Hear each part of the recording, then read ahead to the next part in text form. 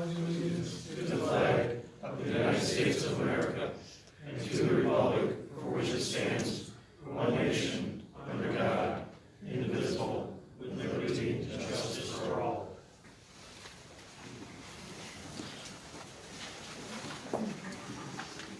Roll call. Hart.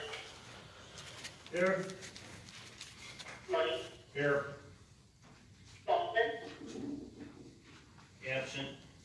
Baldwin absent. Yes. Thank you. Smith. Here.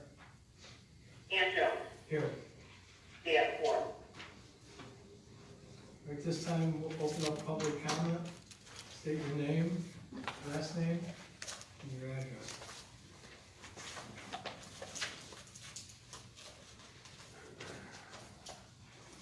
Good evening, my name is Gerald Curl, 128 North Walker, spelling the last name is C-U-R-L.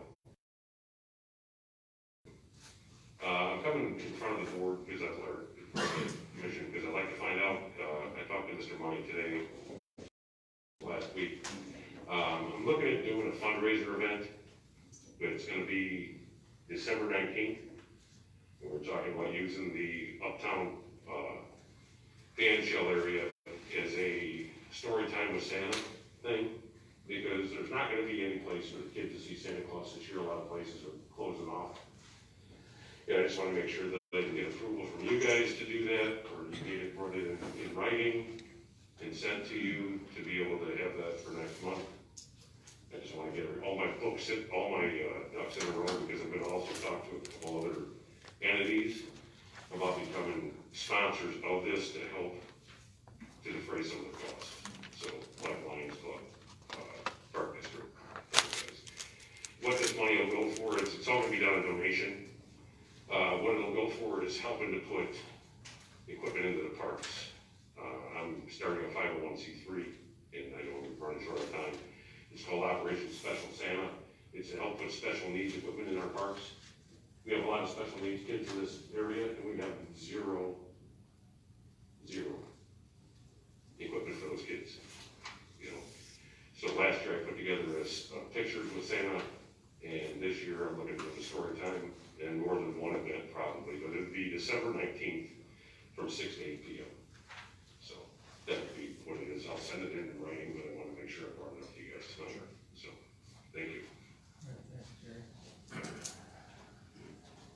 Anybody else?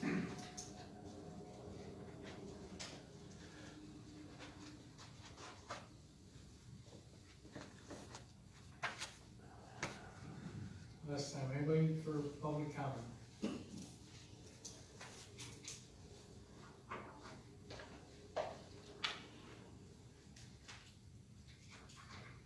All right, we need a motion to approve the minutes from our last meeting on September 8th. I'll make the motion to approve the minutes. I'll second. Hart. Yes. Money. Yes. Smith. Yes. Jones. Yes. Jones. Yes. Motion carried. Can you hear me okay?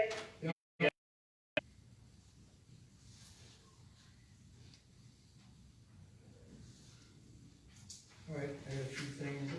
ESDA and the Park District are gonna do a drive-through Halloween at City Park, Saturday, October 31st, from 11:30 to 1:30. There'll be more on our Facebook page on how it's gonna work.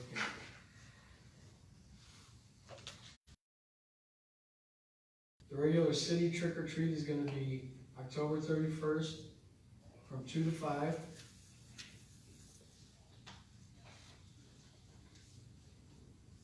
And we're gonna put stuff on the Facebook page too, kind of some rules and stuff like that. From 2 to 5, the Lions Club is doing a drive-through hot dog. Doing that at the park? Yeah, that'll be at the park there. Off the Second Street entrance. Off the Second Street entrance.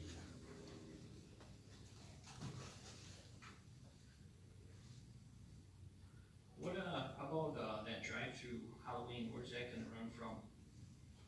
Same deal, it'd be a loop probably, come in. Off Second Street. Yeah, I would assume. Yeah, contact Josh. Okay.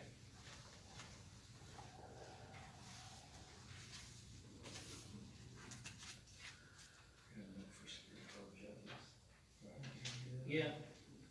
I think we'll maybe leave that when you get to yours, how we're gonna do the judging and scarecrow. Are you gonna put a survey in line? I'll let you do that. That's all I have. Sonny, you got anything? I only have one thing, the Knights of Columbus are requesting approval of a National Life Chain 2020 on October 4th from 2:30 to 3:30 at the intersection of 53 and 113. I thought I'd ask Mr. Lewis if he can just give us a quick minute or two. Yeah.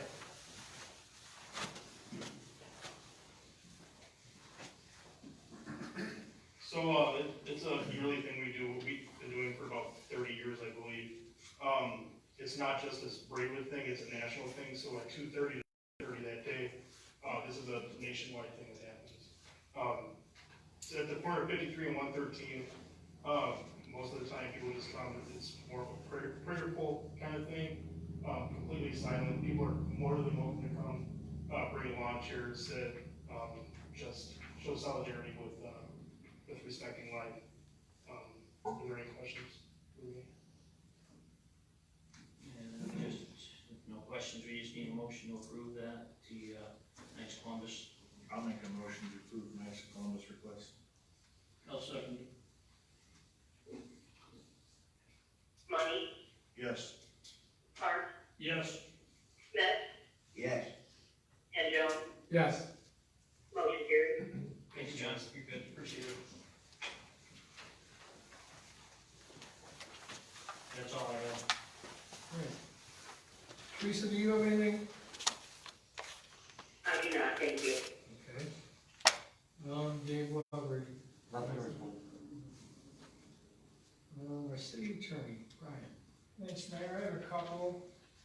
The first one on the agenda is regarding small wireless facilities. What I'm looking to get approval for is to adopt an ordinance regulating small wireless facilities. If you're not familiar with what they are, they're telecommunications companies can small wireless facilities anywhere within the rights of way all across the state.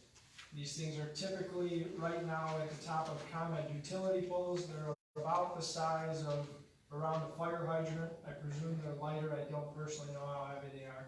But they're installing them at the top of utility poles, municipal street lights, traffic lights, all sorts of things to create better coverage for, I believe, the 5G market. The state gave them the right by statute to install anywhere within the rights of way, and they restricted municipalities in how they can regulate them. It gives a very strict schedule. Once an application comes in, how long the municipality has to approve it, whether it's on a new pole or an existing pole, or whether they have to install a brand new pole. There are fee schedules for how much a city can charge, a maximum for how much a city can charge to review the plans. All sorts of things. But the idea is that the state statute only provides for a limited amount of regulations. So what cities and municipalities across the state are doing are adopting an ordinance that are consistent with the state statute, but going beyond that and providing for the holes that are created within the state statute. So that's what we're doing here. This is based upon the form that Illinois Municipal League created about 2 years ago when the state statute came out. It's been integrated with our city ordinances, so if they want to height variance, we've cited the zoning regulation that would require them to get a variance for the height, along with who they would send the applications to and such. So this will apply to all telecommunications companies that want to apply for a small wireless facility in the town. After tonight, after we approve it, there will eventually come master pole attachment agreements. We've already been in contact with Verizon, and we're in the middle of a review period with Verizon Wireless. AT&T is pretty eager. They're probably right behind them. I haven't heard of T-Mobile in any of the municipalities or Sprint. Not any of the municipalities we represent, but eventually they'll probably come to once their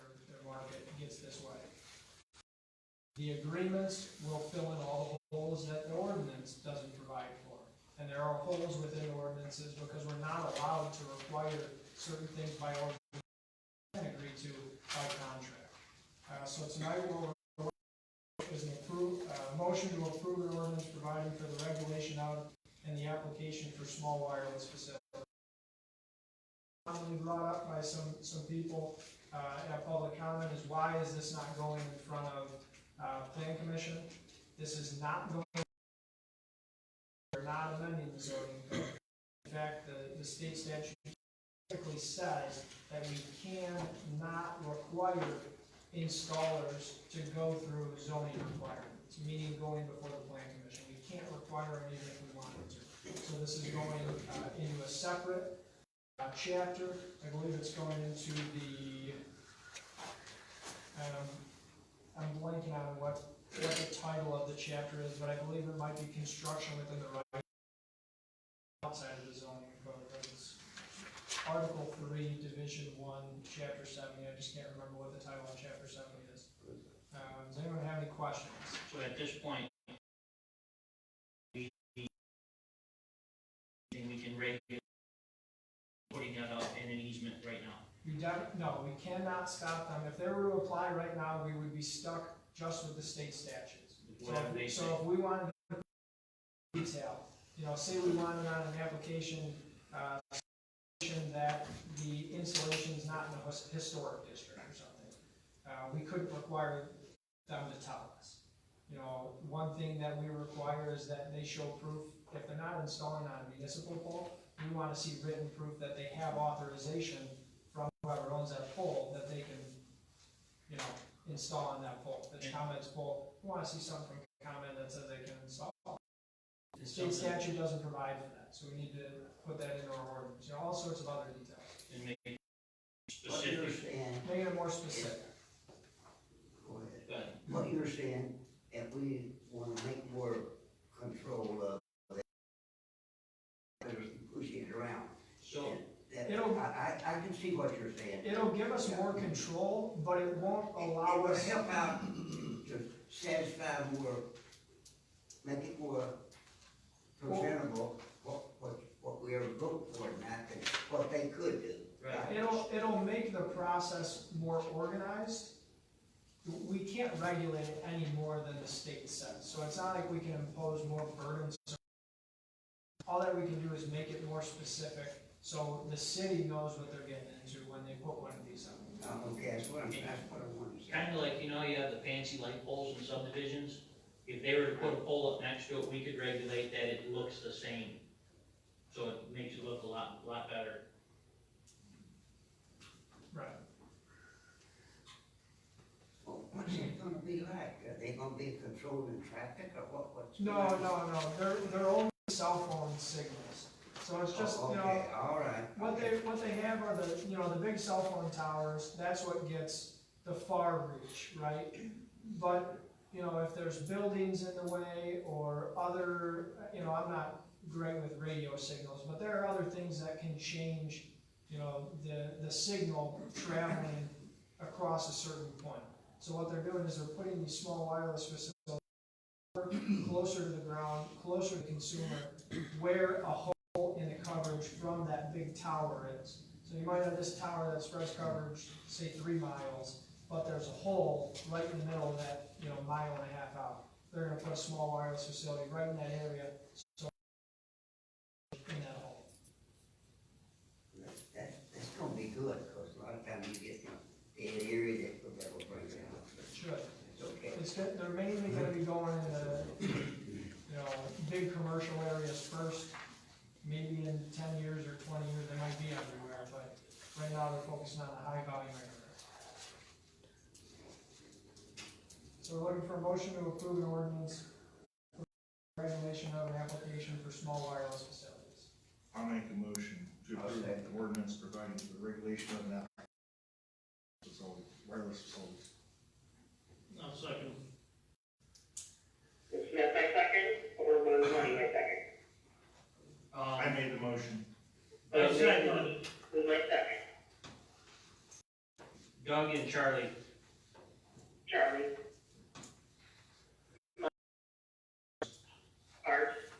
Yes. Smith, Yes. Jones, Yes. motion carries. All right, the next one on the list is, ordinance to purchase water meters. So what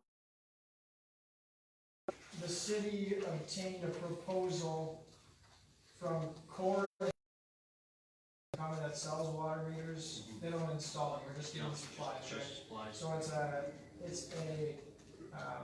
a proposal for water meters and related supplies to install these water meters for just under.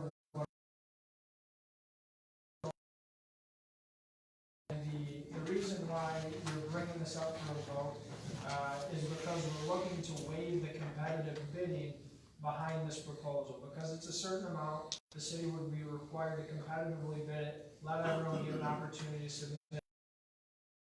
Is found is that there really aren't that many suppliers out there, but more importantly, this, I think we have people at the county who have provided the city guidance that this is a COVID refundable purchase. So because these water meters would transmit a signal back to the city, correct me if I'm wrong, they transmit a signal back to the city of what the water usage is. It's eliminating the potential of exposure of a city employee to a homeowner. Is that risk? It's a something that we can receive government refund for that purchase. The city has to certify when they submit for any equipment that is applied for under CARES has to be installed by December 30th, which is coming up quick. Installed and functioning, yeah. Installed and functioning. We have to certify that when we submit it, so we can get the. Secured through the state.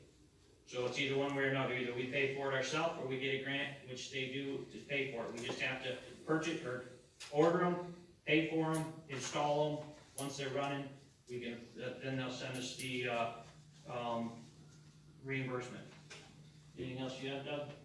And this is, and to clarify, this is all part of the $255,000 of eligible funds that was provided for the CARES Act. Yes. The federal government and the state said, this money is there if you can justify it under COVID expenditures. If you don't use it, if you don't, spend that much in expenditures, then that's essentially money lost. Right, and right now we're doing also stuff for the police department and everywhere in town that we can use that money up. So we're not gonna give up a dime if we can do it. So what we'd be looking for is an ordinance authorizing the city of Braidwood to purchase water meters and related supplies from Core and Maine in an amount not to exceed $115,000. I'll make a motion to approve an ordinance authorizing the city of Braidwood to purchase water meters and related supplies from Core and Maine in an amount not to exceed $115,000. I will second that. Money, Yes. Hart, Yes. Smith, Yes. Jones, Yes. motion carries. So what I'll do for the small wireless facilities, the next step, we'll get the Verizon agreement up for the city to review and approve. I already have a draft, I'll get it with Tony, we'll talk soon, and then it'll have to go through Verizon's legal review. I would expect it, if not on the next city council meeting, then the second one in October. That's all I have tonight, Mary, thanks. All right, thanks, Brian. All right, next is council finance. He's not here. Numbers on this, Doug? Yeah. I'll make a motion to approve the payment of bills in the amount of $192,540.41. Yes.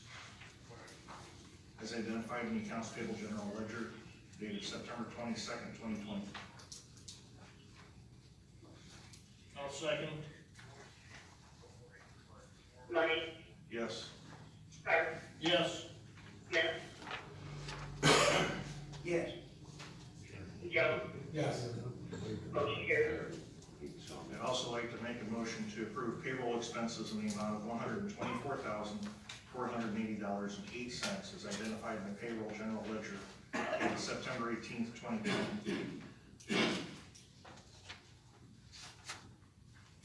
Doug, did you say 80 cents or 8 cents?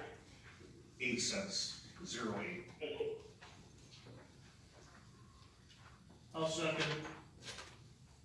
Money, Yes. Art, Yes. Smith, Yeah, Joe, Yes. motion carries. All right, thanks.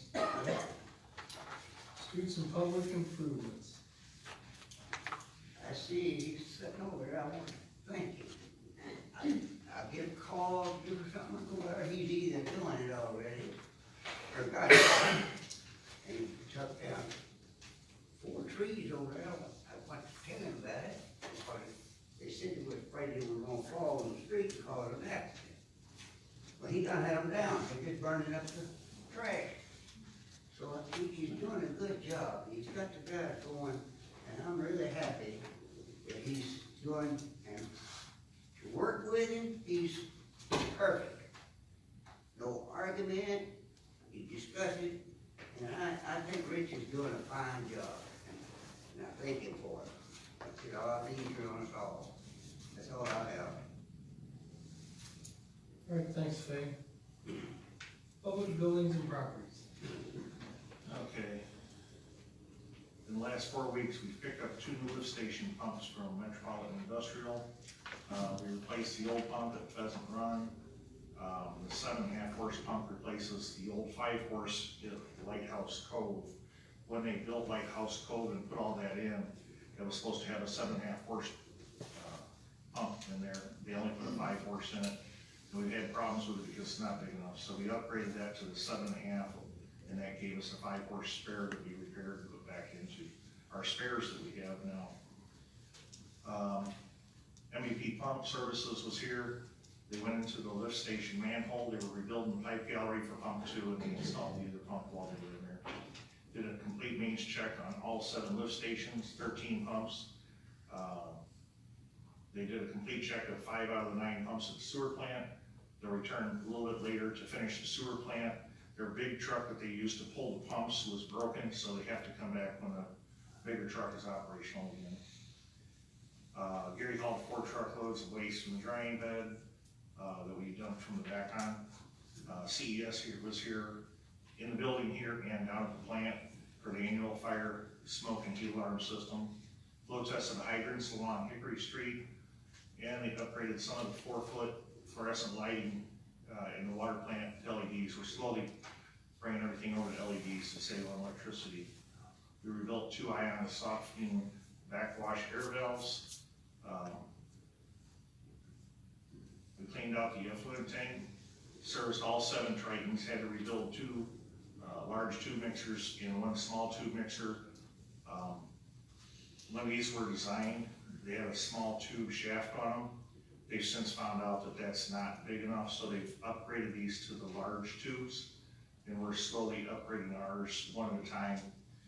The nice thing is the guys have collected parts over time here and there, and we've got an entire Triton pump as a spare now. In the past, it was always an emergency. The pump went down, we gotta get it done before the next one goes down. Now we can switch them out and do the maintenance the right way. It's not a big rush anymore. They changed out the 3 horse starter and overload unit at Pheasant Run Lift Station, worked with the street department, got the street light entering Oak Ridge subdivision fixed. Changed it from 220 volt to a 110 volt because the 220 was obsolete. Changed out a broken door latch on the plant truck pickup, running centrisis, and we got the fall sludge samples out to labs. We did 67 locates, 1 sewer repair, 1 sewer inspection, 1 sewer cap, 1 hydrant repair, 1 water tap, 2 meter repairs, 42 meter reads, 8 water shutoffs, 1 buffalo box repair, and installed 3 MXUs. Lights in the parking lot, did day-to-day stuff, dug up 1 sewer line and shed it clean, put back together on Bigger Run, and shed it at Culvert, Shadow Lakes, and cleaned the shop up. That's all I have, thank you. All right, Charlie is up next. I have nothing today. Anybody from planning and zoning? Anything? Nothing today, sir. Thanks. Anything under old business?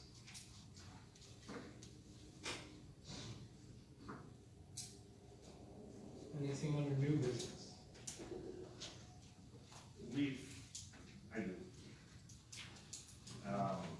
had scheduled and planned for Scarecrow Fest for October 17th. Obviously, this was put in place before the wonderful COVID hit, so we held out as long as we could, not want to disappoint the kids because they've lost everything this year. We're partnering with the Chamber of Commerce, Lions Club, and Park District. We're trying to all work together to see what we can salvage this Halloween for them. For Scarecrow Fest, instead of having it at the zoo like we had it in the past, we're gonna do the scarecrow judging, but a little bit different. You'll keep the scarecrow at home. You could make it just a scarecrow or a whole scene. We will have signs that are about this tall. It'll just be a little post with a sign on it with a number. We wanna get everybody involved, we can. So we're gonna set up a poll on Facebook to let people judge who has the best Scarecrow Fest. And you will vote by number. The face painting and the balloon blow-up toys down there, they're a casualty of this, as well as the chili cook-off. We can't have any of that. So with what we have, the Lions Club in the Park District with the drive-through trick-or-treating and all, and there's about 5 events going on for Christmas. This is what we've brought it down to. It's just the Scarecrow Fest building. We'll have more details on Facebook in the next week.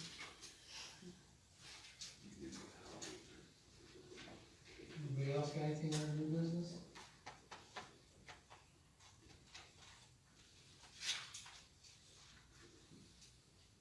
Alright, next regular meeting is October 13th, 7 o'clock. Need a motion to adjourn.